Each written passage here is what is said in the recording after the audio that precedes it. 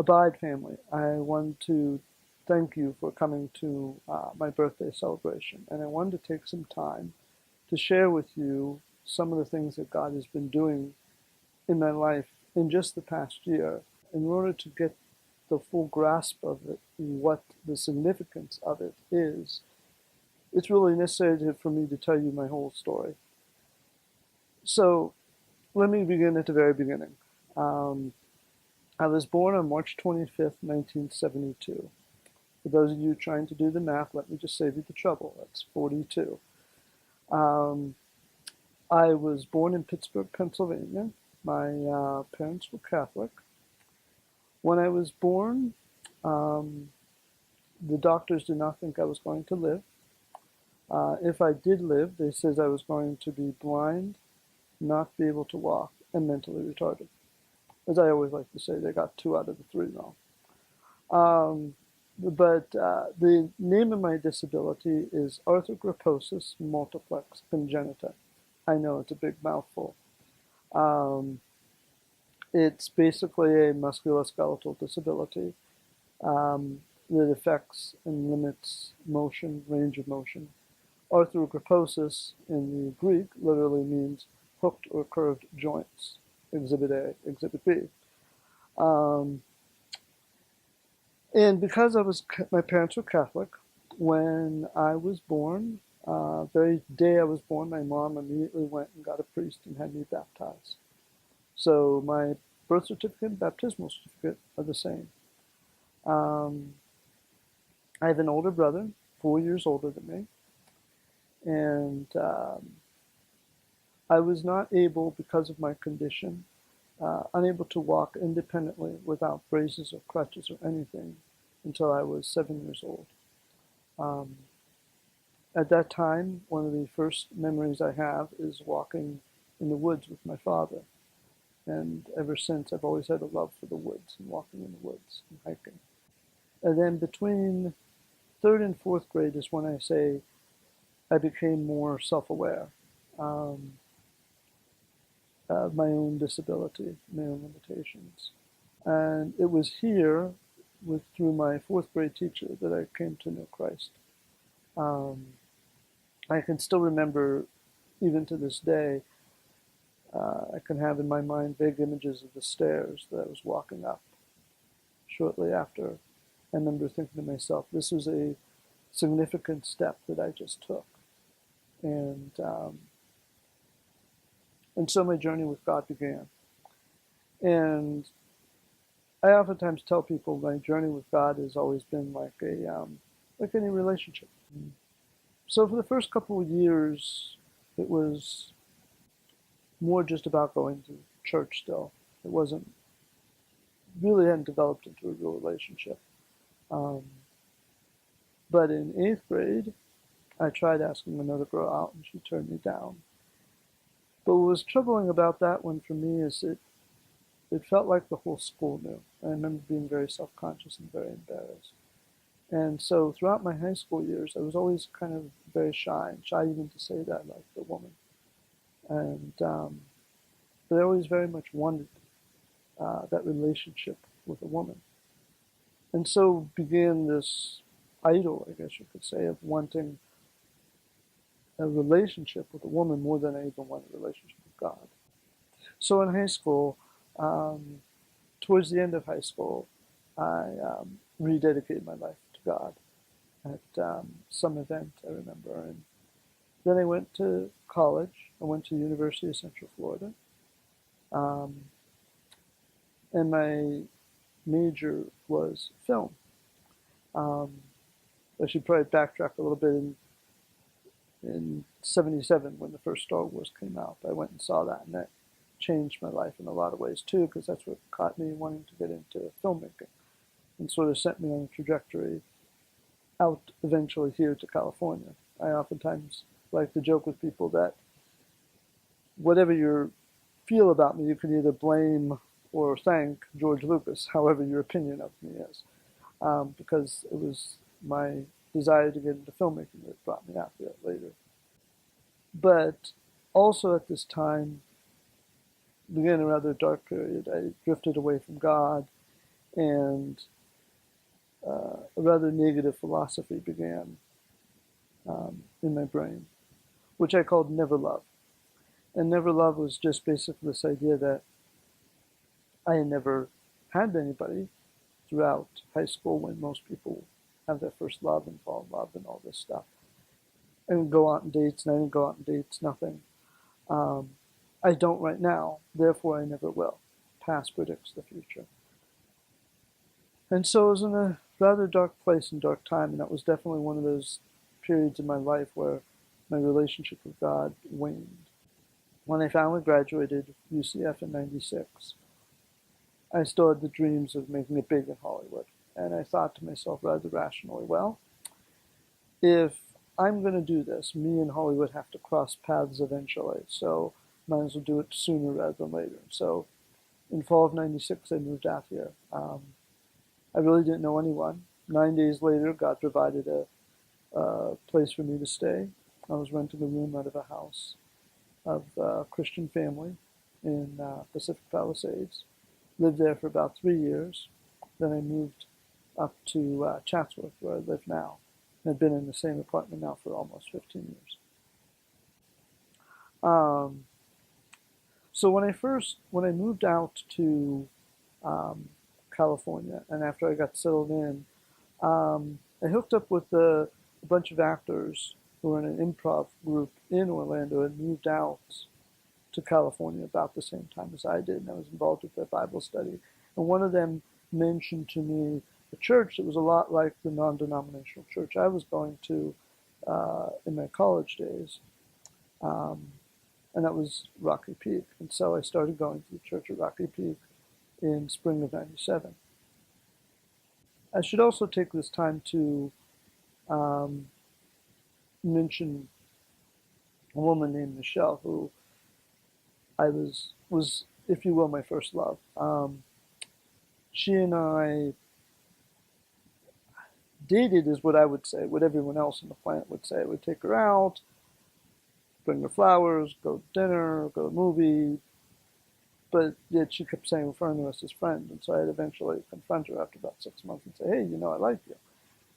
And she's like, oh, no, I just want us to be friends. And so I kind of pulled away for a few months, but then I got caught up with her again. So 9 years later, when I was already out here, she decided, well, let's try this. And so we tried, and we dated for about a month, long distance. And then she didn't want it, so I had to cut it off. And so that elusive prize that I was looking for still escaped me. I started getting involved, to try to get involved in the film industry. I took classes to be a script supervisor, which is someone on the set who takes notes for the editor. And I enjoyed that, and I worked on several small little projects and films that never saw the light of day, and commercials and student films and that sort of thing. But that was fun for a few years. Right around the time I hit 30, maybe a few years after, again with this attitude in my mind still of, well, I want to have a family, and that's important. And that ongoing quest of mine, my priorities began to shift. And in the process of that, I was involved with the Bible study. I've been involved with a lot of different Bible studies throughout my life. And at this one Bible study, I remember very clearly hearing God tell me pastoral counseling. It was almost like one of the few times I almost felt like literally like the voice of God or something. But it was in my heart, not audibly. But so I started pursuing that, and that eventually led me to get my degree in marriage and family therapy and get my master's degree. I figured I always had psychology as my safety net, and so after some searching in that, I eventually was led to that. Also during this time, I was part of a group of guys. There was 3 other guys. We would meet every other week, the Brotherhood, we called it, and just to talk and be open and share about what was going on in our lives and our struggles. And again, eventually, all 3 of those guys found wonderful women, got off, got married, and all moved away. And still, the prize eluded me. So I went to graduate school Um, God, I think, really directed my path there because at first I was just going to try to go to a secular university. And then I remembered from Road Less Traveled, that book I told you I read back in high school, and M. Scott Peck talks about psychospirituality, how psychology and spirituality tend to blend. And so I realized I wanted a school that was Christian so that I didn't get some weird mumbo jumbo stuff. I graduated in 2008, December of 2008. And in April 9th, 2000, April 8th, 2009, my father died. And I went back to Florida. I was gone for about a month. And that just sort of caused a lot of upheaval for me, more than I think I realized at the time. And it was hard for me to get back into, even though I graduated, looking for an internship and jobs and everything else. Eventually, I found where I'm working at now, my internship at Hope of the Valley Rescue Mission. And I really felt then, and I feel now even more so, that this is where God's called me, professionally speaking, where He wants me to be. Early in 2012, I had been taking my good friend Mike, one of my best friends, he didn't have a car, so I was giving him rides to church all the time. And then he got a car, so he didn't need rides. And so he started going to different service. And I had a lot of friends, but they had either gotten married or moved or whatever. And so I found myself sitting all alone at church. And I started thinking to myself, well, if I'm going to feel all alone at church, I can go to a new church and feel the same way. And so by the fall of 2012, I just sort of felt compelled to find another church. And that's how I wound up at Cornerstone. And I remember in the fall of 2012, one of the first times I was there at Cornerstone, I remember during the worship, I really felt God saying to me very clearly, you focus on me. I will bring the friends to you. You just focus on me. And so I did that. And then about 5-6 months later, I started joining Abide and community group, and that's where I met all of you. I should also backtrack a little bit too, that somewhere in, I don't know if it was fall 2012, I think it was, I started seeing a spiritual director to help me with my spiritual walk through a recommendation of a friend. And I'd also, incidentally, just so you know, that my quest to find a relationship with a woman to get married continued. I had tried eHarmony several times, met some women over the years, but still nothing.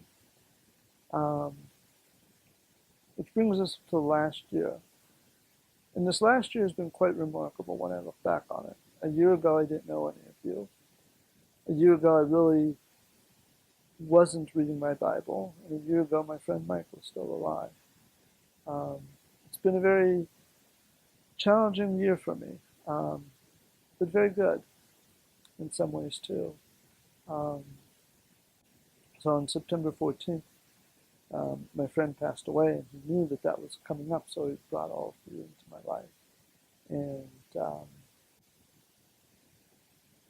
And it was also a year ago, I really wasn't reading my Bible every day, or I just started to, and now after doing it almost every day for a year now, I found a great little devotional, Jesus Calling, which I do.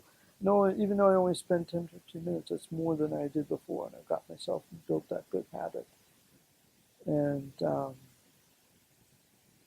so I met all of you, and then again in September, my friend passed away suddenly. And then a week later, another friend of mine, her father passed away. And then the following week, 2 weeks after Mike died, we had the memorial services for both of them. It was a very, very trying day for me, very hard. And even then, I was very impressed with the support and encouragement I got from all of you, and I thank you for that. And I also knew God was walking with me, even though it was a trying time. I knew my friend Mike was in heaven and happy for him. but I miss them. I still do. Yeah, so then later that fall, in December, I I was at a Dubai. Daniel was preaching, and nothing personal, Daniel, but I always remember what it was about. But I remember sitting there, and I suddenly realized I finally get it. And by it was people's passionate desire for God, wanting God, desiring God more than a relationship with a woman. And that was the first time I really ever felt that, and it was quite amazing. And though I still struggle with that, and I still desire that relationship, I think God's been put more into his proper place. And I desire God deep down more than anything else. And if that means I'm single the rest of my life, if it brings glory to God, then so be it. Um, and then just even recently at the Women of Excellence, I went for a little prayer walk, and it really felt like God telling me the reason you always fail is because you're trying. You're bumping up your head up against a wall because I'm blocking you because you're trying. And so I just sort of surrendered that even more at a deeper level, the whole desire to be in a relationship. And so I just said to God, well, here I am. Send me, do whatever you want. I've just been trying to make my life as open as I possibly can to whatever he calls me to. And I don't know what or where he's going to call me to next or where my journey is going to go. But if it's anything, this next year is anything like this last year, I know it's going to be a lot of up and downs and craziness, but I know God will be by my side every step of the way. So I thank you for your friendship, and it really means a lot to me, each and every one of you. And